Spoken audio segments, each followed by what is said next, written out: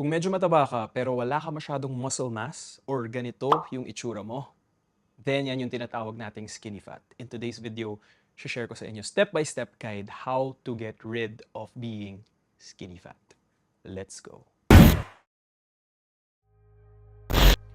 What's good YouTube? Welcome back sa channel, Jacob Alaba. Kung bago kayo dito, this channel is all about fitness, health, lifestyle, and self-development. So today's topic, a-address natin ang skinny fat kasi sobrang daming nagtatanong sa akin sa IG DMs, sa comments, paano ba masolusyonan ang skinny fat? Para mas maintindihan natin, let's address ano ba talaga ang skinny fat. So nakita nyo sa pictures kanina, ito ang skinny fat. Ibig sabihin, wala ka masyadong muscle mass and meron kang konting fat. It depends kung saan nakalagay yung fat. Karamihan nasa tiyan, pero pwede ring iba nasa arms. Nakadepende na yan sa genetics natin.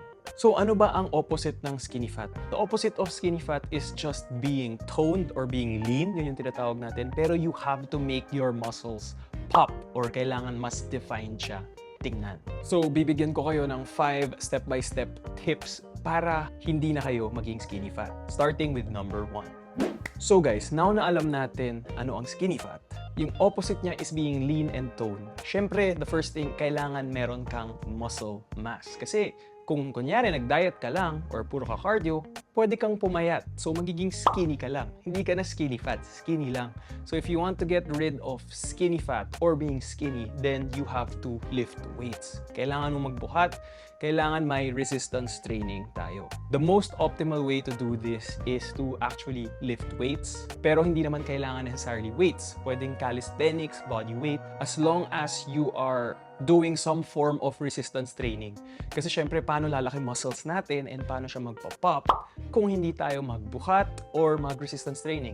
So this is step number 1, guys. Go to the gym, do body weight exercises, or get some home equipment, guys. Malaking difference magagawa nito sa physique nyo. Kasi most of the time, yung mga nakikita nating skinny fat, those are the people na hindi pa nagbubuhat or bihira lang mag-gym, bihira lang mag-resistance training.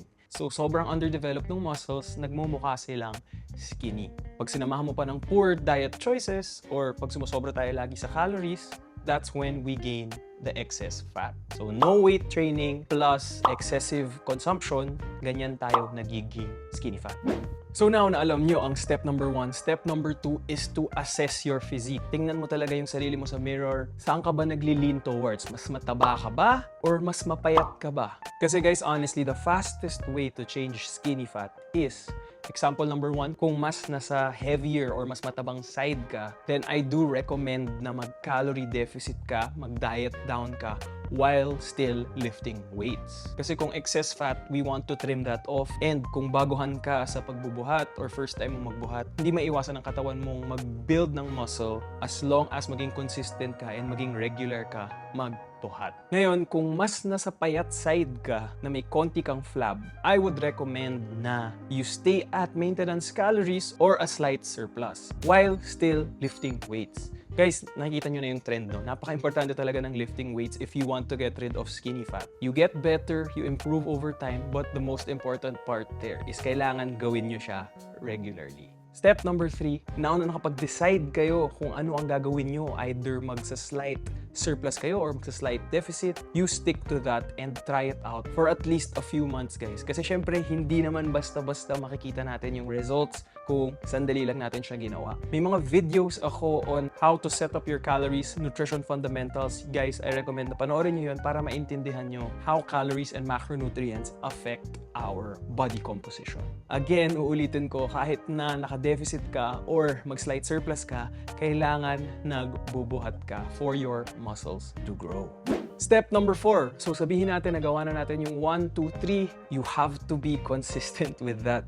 Hindi siya ganun kabilis, guys. The more you lift weights, the better you will be executing the movements. Mas mararamdaman mo na siya na tumatama sa right parts. So for example, if you're doing a chest press, mas mararamdaman mo na siya sa chest mo kasi hindi siya instantly na, nag-gym ako for 3 weeks, makukuha mo na kaagad.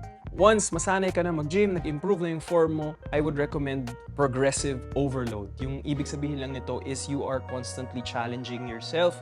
Pinapahirapan mo yung workouts mo by either increasing weights or increasing reps assuming maganda at maayos yung form and technique natin. I cannot stress the form and technique enough, guys, kasi syempre if you're executing movements, di mo naman nararamdaman, hindi naman tama, di para sa wala rin lang. Once nagiging regular na kayo sa gym, regular na kayo magbuhat or mag-resistance training, challenge yourself. Increase the weight or increase the reps. That's the only way we can build some more muscle mass. Number 5, guys, ito yung pinakamahirap. Kailangan maging patient kayo and maging consistent kayo. Kasi hindi ganun talaga kabilis mag-build, lalo na if you're doing this naturally. Honestly, guys, I've seen a lot of people na nagbago yung body compositions nila from skinny fat to a much toned or leaner physique kahit hindi ganun kaayos yung nutrition nila. Basta nag-start lang sila maging consistent sa gym and china-challenge nila sarili nila, that will make a difference. Kasi kung isipin mo nga naman, yung katawan mo hindi sanay yan sa weightlifting eh.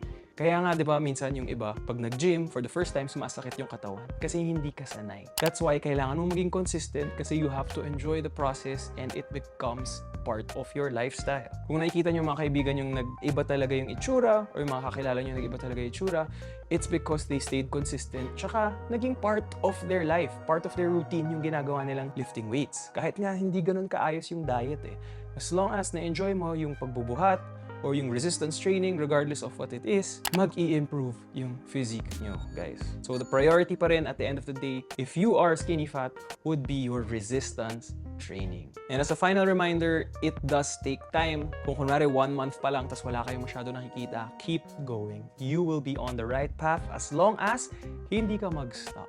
Now guys, kung kailangan nyo ng tulong to help with your skinny fat physique, you can email me at jacobalavabusiness@gmail.com. I do offer online coaching. If you want to see some of my client transformations, check out my IG highlights. Nandun yung mga client transformations ko so far. Again, if you're struggling with skinny fat, apply these steps. Let me know down in the comments if you have insights, suggestions, and you can share your experiences down sa comments para makatulong sa ibang tao. That's it for me. Thank you so much, and I'll see you guys in the next one.